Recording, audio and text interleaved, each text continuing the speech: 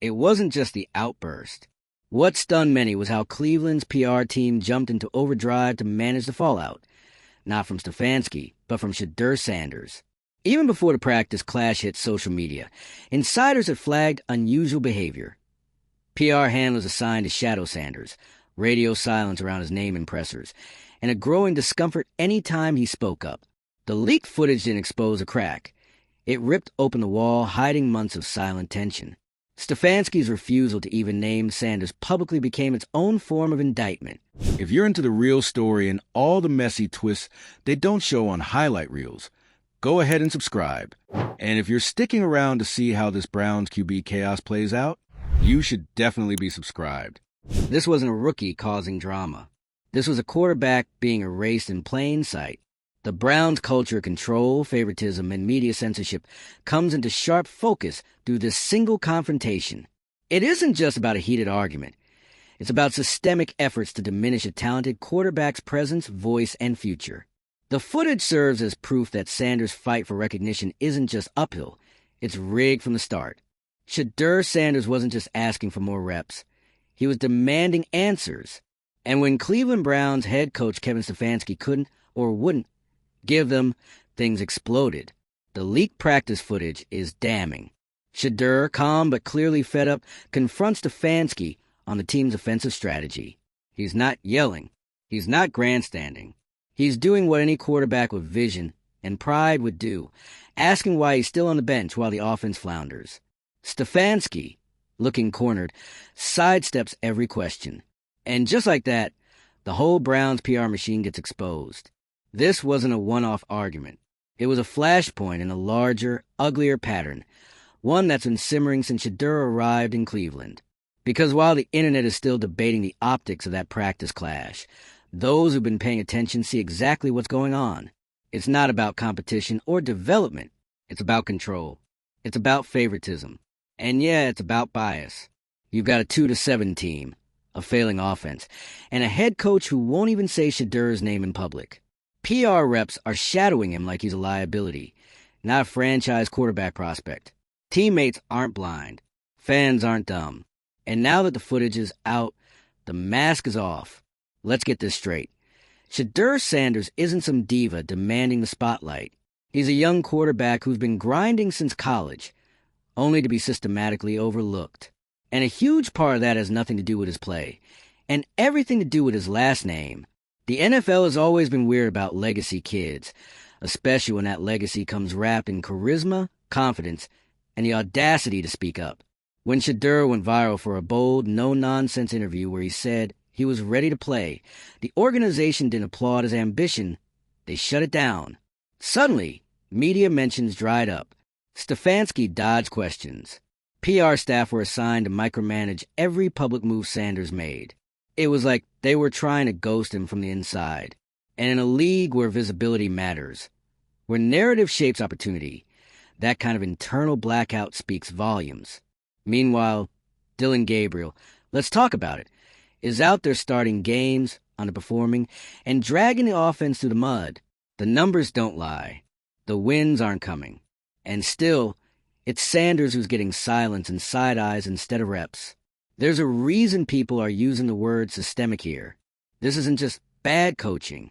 It's favoritism with a paper trail. Gabriel and Stefanski share ties to the same agents, the same coaching tree, the same old boy football network that keeps the status quo alive. That web of shared interest is where decisions get made, way before talent is even considered. If you don't fit the narrative, you don't get the nod. And right now, Sanders is a narrative they don't want. But even with the cards stacked against him, Shedeur hasn't cracked. That practice clip, it shows frustration, yeah, but more than that, it shows clarity. He knows exactly what's going on.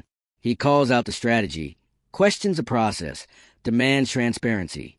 Stefanski's reaction? Defensive, dismissive, uncomfortable. It's the face of a coach who's been caught mid-game of silent politics. And the internet lit up for a reason. The whole moment confirmed what fans and insiders have been whispering for months. Shedeur is being kept quiet on purpose. And let's not pretend this is an isolated Cleveland problem. The NFL has a long history of turning its back on talent when it doesn't come in the right packaging, especially when that talent dares to speak up. For Sanders, the problem isn't just being overlooked, it's being actively muted.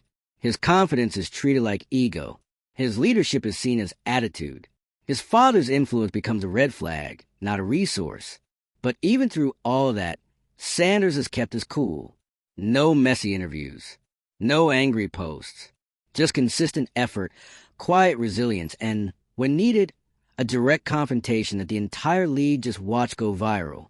The locker room sees it. The fans see it. This is more than a quarterback battle. It's a power struggle wrapped in double standards. And Shedeur's refusal to play along is exactly why the system is pushing back so hard. He's not waiting to be handed a spot. He's proving every day that he deserves it. And they hate that. Let's be honest. This footage only leaked because someone wanted the truth out. Maybe it was a teammate. Maybe it was someone fed up with the silence. Whoever it was, they've cracked open a conversation the Browns front office clearly didn't want to have. Because now the whole league is watching. And the Browns? They're in damage control mode, fast. But no PR spin can rewrite what's on that footage. A talented young quarterback, calmly asking why he's being sidelined, while the coach deflects and avoids. That's not leadership. That's insecurity. That's the face of an organization more concerned with controlling the story than improving the score. And let's not forget where Cleveland's at right now. They're losing. The offense is stalling. And yet somehow, the solution still isn't giving the confident, prepared back up a shot. Why? Because doing that would mean admitting the system is broken, that the favorite isn't the best, that the silenced kid might have been right all along. Shedeur Sanders isn't just challenging a coach. He's challenging an entire model of how talent is handled and mishandled. In professional football, the fact that this confrontation had to happen on a practice field, in front of teammates, under the eye of someone bold enough to leak it, says everything. The internal channels were closed, so now it's public. And the fallout? It's only getting started. The Browns are already under fire from fans who are tired of watching the same losing formula week after week. The favoritism, the secrecy, the stonewalling, it's catching up. You can't build a winning culture by ignoring your talent, and you definitely can't build trust by trying to erase a player from a conversation. For Sanders, this might be the moment that changes everything. The footage has sparked real questions about his future in Cleveland. Does he stay and keep fighting through the silence? Or does he finally take control and push for a trade to a team that sees his value? Because here's the truth. He's earned that choice. He's kept his composure. He's stayed professional. He's brought fire when necessary and grace when it counted. And now, with the spotlight finally swinging in his direction, the Browns either have to wake up or watch him walk. The fans aren't blind anymore. The media won't let this slide. And if the Browns think they can ride out this storm with PR silence and vague statements, they're in for a rough wake-up call. This is bigger than one argument. It's a mirror held up to everything wrong with how talent gets buried under politics, perception, and power games. And Shedeur? He's done playing along. If you're fired up about this story, hit that like button. Drop a comment and tell us what you think. Should Sanders demand a trade, or keep pushing back from the inside? And if you want more stories that pull back the curtain on sports' most chaotic moments, make sure you're subscribed. Because this is just the beginning. The storm didn't just break. It erupted. That leaked clip didn't just go viral. It detonated across every corner of NFL Twitter, sports talk shows, Reddit threads, and group chats. One moment, Shedeur Sanders is a name floating just beneath the surface of mainstream NFL chatter. The next, he's front and center in a controversy that's bigger than a practice spat. It's a reckoning. And here's the part that's really making people squirm. None of this should be surprising, because the warning signs were everywhere. Since the moment Sanders stepped into the league, the narrative felt pre-written. Doubts, silence, the slow roll, cold shoulder. It's not just that teams passed on him. It's how they did it. The endless speculation, the backhanded praise, the suspiciously absent mentions in draft coverage. Like he didn't exist unless it was to question his legitimacy. And now, we're seeing the same script play out in Cleveland. He showed up ready to learn, ready to compete, ready to work. And instead of being met with open competition, He walked into a wall of politics. The same quarterback getting outplayed on the field kept getting reps, praise, and media coverage, while Shedeur, who, by the way, outperformed expectations consistently in college, was left in the background like a cautionary tale instead of a rising star. Why?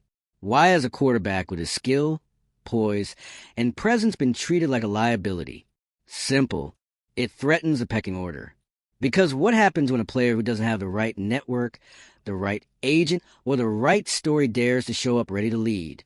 When he won't shrink himself to fit the mold, when he speaks with confidence and refuses to apologize for it, he gets silenced, micromanaged, branded as a distraction.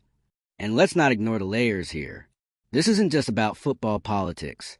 It's about the very real, very uncomfortable reality of how black quarterbacks are treated in the league, especially those who come in with visibility, a name, and pride in who they are.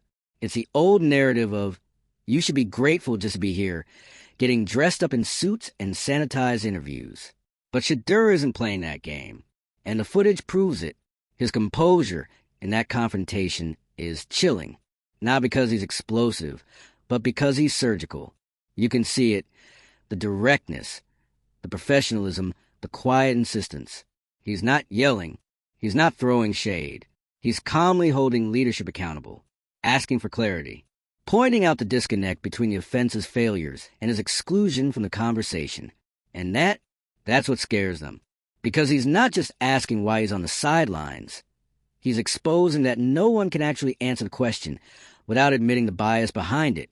Stefanski's reaction is telling. Defensive, dismissive, uncomfortable. Like someone who just got caught playing favorites and doesn't know how to spin it. And when your team is 2-7 and your starter is throwing more checkdowns than touchdowns, that silence gets a lot louder.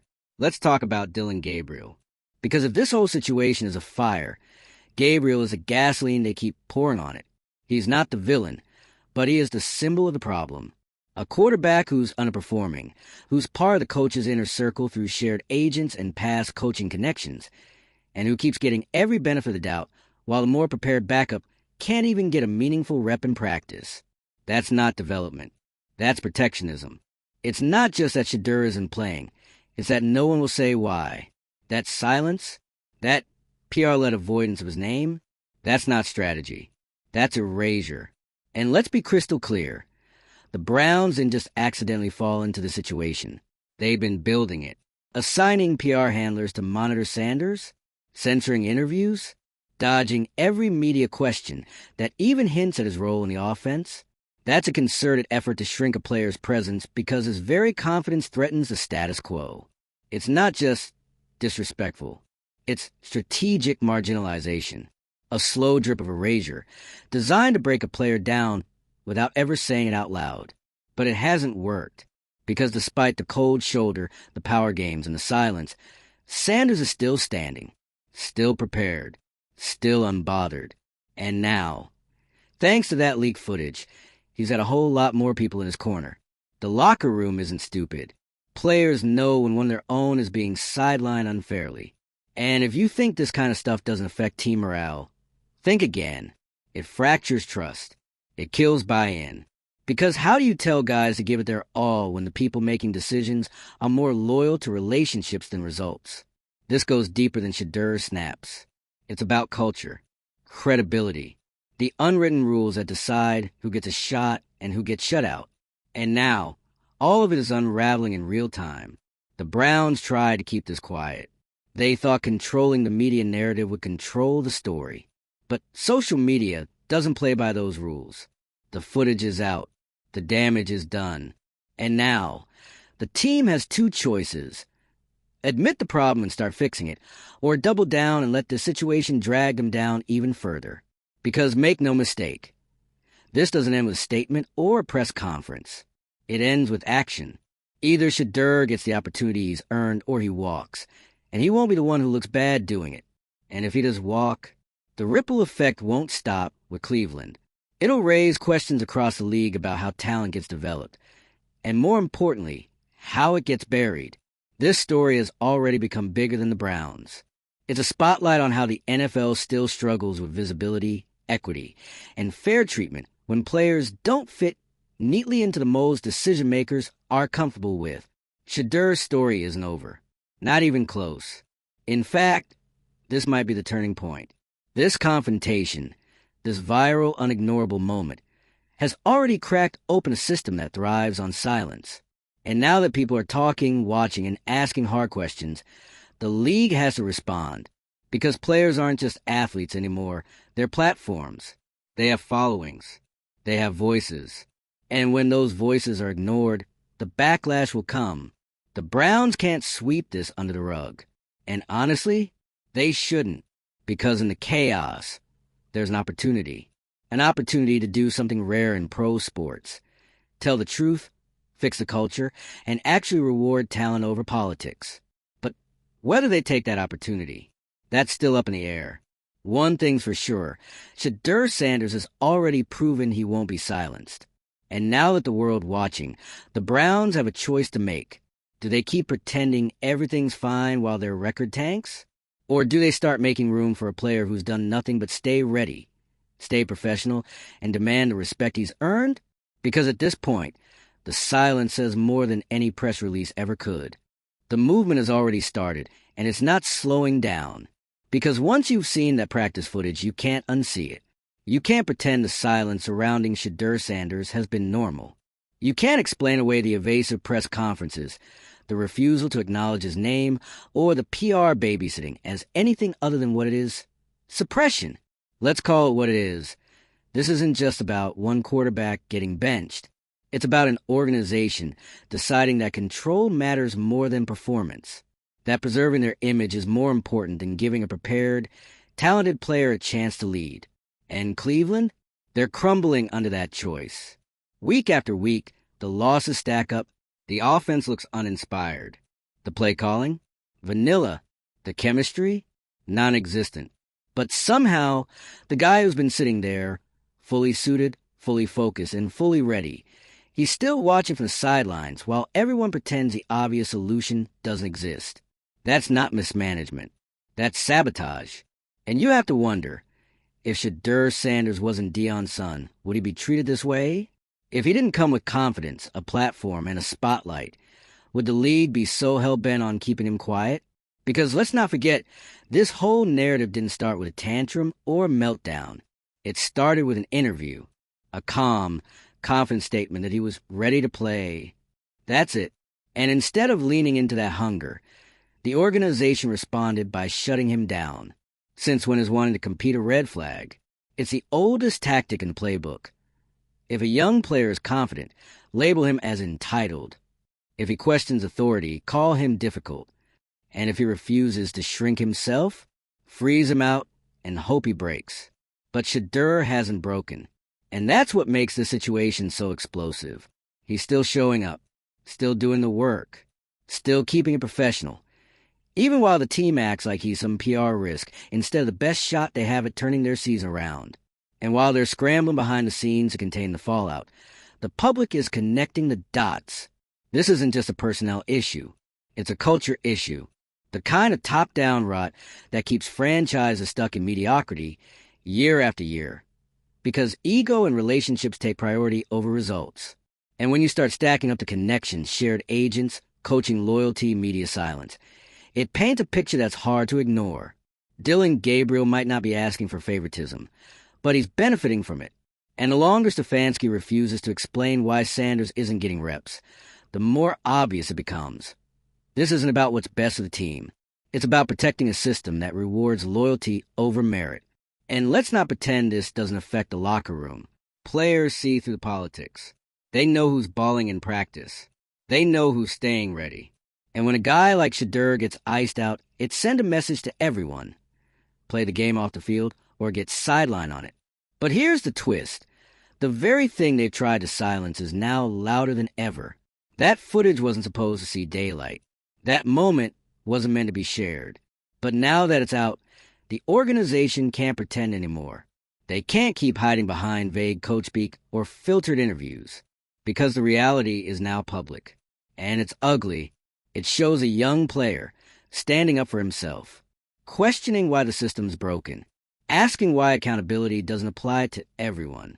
And instead of engaging, Stefanski shut down. Instead of offering clarity, he offered silence. That isn't leadership. That's fear. Fear of what happens when you're forced to admit you've been making decisions based on everything but football. So now we're at a crossroads. Does Shedeur keep waiting for fairness inside an unfair system? Or does he take back the narrative and demand a new start somewhere that actually sees his value? Because let's be clear, he doesn't owe this organization his silence. He doesn't owe them his patience. Not when they've shown, time and time again, that they'd rather dim his light than deal with the pressure of letting him shine. At this point, a trade might not just be smart, it might be necessary.